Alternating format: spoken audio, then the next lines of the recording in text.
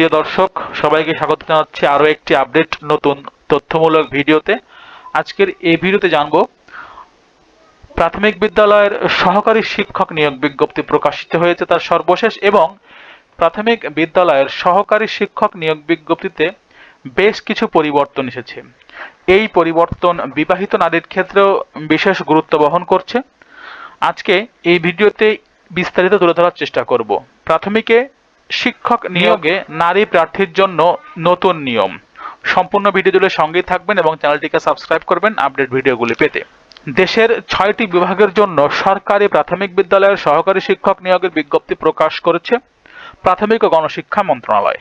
এই নিয়োগের জন্য আবেদন প্রক্রিয়া শুরু হবে আগামী 8 নভেম্বর থেকে, যা চলবে 21 নভেম্বর পর্যন্ত।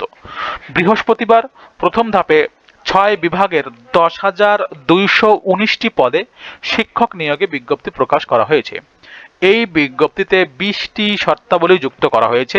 এর মধ্যে 10 নম্বর শর্তে বলা হয়েছে, বিবাহিত নারী প্রার্থীরা আবেদনে তাদের স্বামী অথবা বাবার স্থায়ী ঠিকানা যে কোনো একটিতে আবেদন করতে পারবেন। তবে এ দুটি স্থায়ী ঠিকানার মধ্যে প্রার্থী যেটি আবেদনে উল্লেখ করবেন তার প্রার্থিতা সেই উপজেলা বা থানার জন্য বিবেচিত হবে। উপজেলা বা শিক্ষা থানা ভিত্তিক নিয়োগ করা হবে। এছাড়া প্রার্থী যে উপজেলা অথবা শিক্ষা থানার স্থায়ী বাসিন্দা তিনি সে উপজেলা বা শিক্ষা থানার শূন্য পদে নিয়োগের জন্য বিবেচিত হবেন। আবেদনে নিজ জেলা থানা উপজেলা ভুল করলে তার প্রার্থিতা বাতিল বলে গণ্য হবে। প্রকাশিত বিজ্ঞপ্তি অনুযায়ী প্রথম ধাপের বিভাগগুলো হলো রাজশাহী, খুলনা, বরিশাল, সিলেট, ময়মনসিংহ ও রংপুর। দ্বিতীয় ধাপে ঢাকা ও চট্টগ্রাম বিভাগের নিয়োগ বিজ্ঞপ্তি প্রকাশ করা হবে। এর আগে চলতি বছরে 28 আগস্ট রাতে সরকারি প্রাথমিক বিদ্যালয় শিক্ষক নিয়োগ বিধিমালা 2025 প্রজ্ঞাপন জারি করে প্রাথমিক ও গণশিক্ষা মন্ত্রণালয়।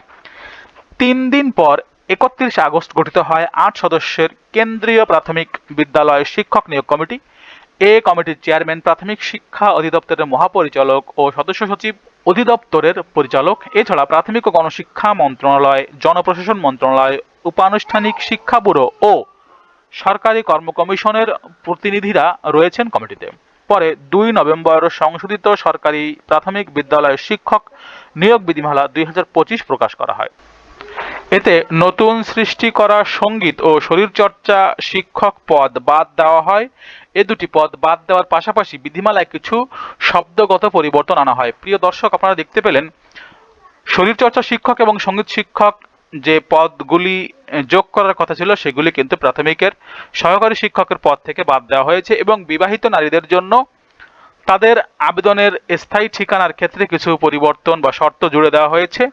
এই ছিল প্রাথমিকের শিক্ষক নিয়োগে নারী শিক্ষার্থীদের জন্য নতুন নিয়ম। সম্পূর্ণ ভিডিওটি দেখার জন্য সবাইকে ধন্যবাদ জানাচ্ছি। চ্যানেলটিকে সাবস্ক্রাইব করবেন।